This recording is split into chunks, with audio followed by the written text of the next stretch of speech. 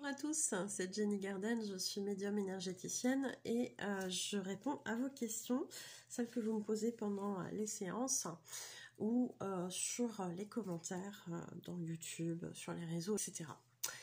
Je vous en remercie d'ailleurs.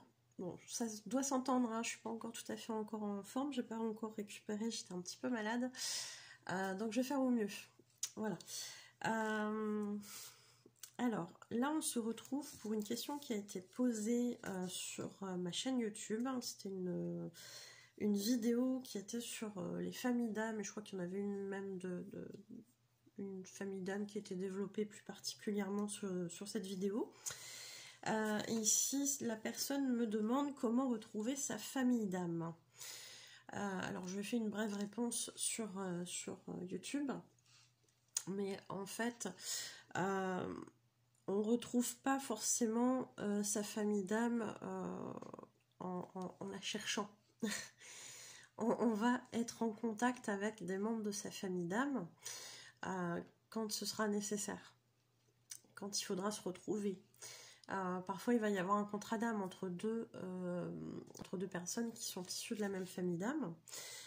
Donc il va y avoir des retrouvailles qui vont être organisées spécifiquement, et ça depuis là-haut, hein, elles auront été prévues.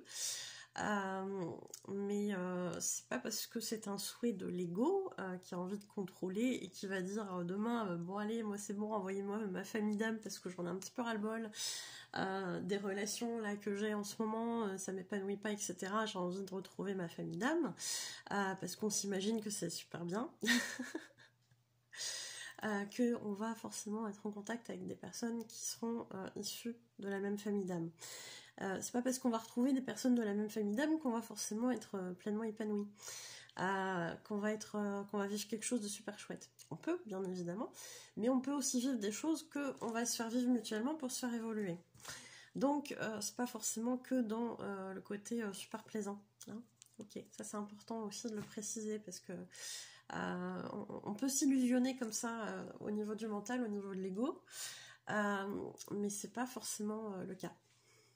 Pas forcément super épanouissant, c'est pas forcément vachement bien, c'est pas forcément, voilà, on va se faire vivre aussi des trucs parfois entre deux membres de la même famille d'âme pour se faire évoluer, donc ça peut aussi être des choses pas forcément évidentes à vivre.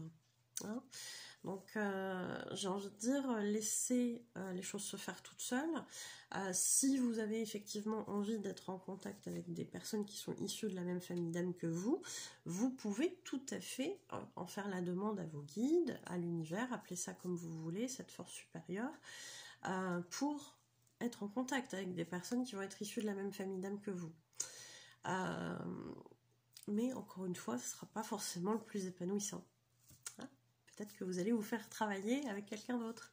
Peut-être qu'une autre personne va vous faire bosser sur des notions qui ne sont pas forcément évidentes pour vous. Voilà. Donc ça ne va pas être que dans le plaisir, que dans la simplicité, que dans la facilité, si c'est une personne de la même famille d'âme que vous. Parce que je pense qu'il y avait ça derrière. Mais après, c'est juste un ressenti.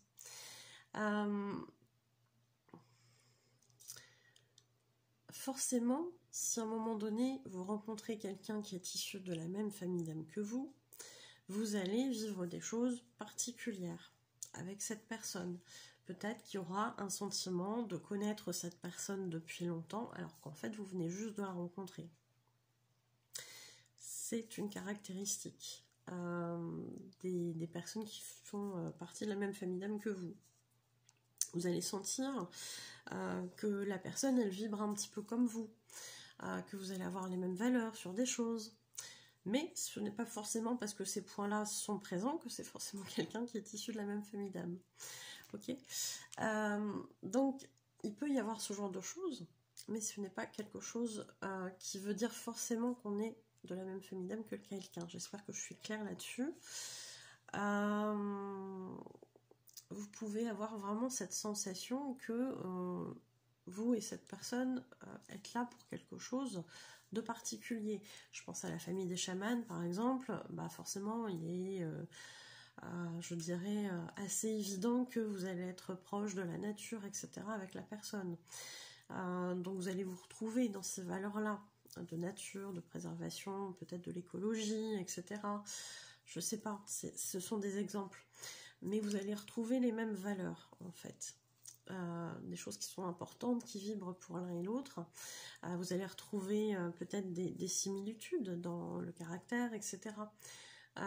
Qui sont en rapport bien évidemment avec les familles d'âme, avec ce qu'elles amènent à la Terre. Donc ces choses-là, elles vont vibrer de la même façon.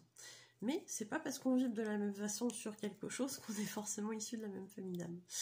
Donc c'est vrai que c'est pas forcément évident à décrypter, mais il y a une résonance particulière quand on a une famille d'âme en commun avec une personne.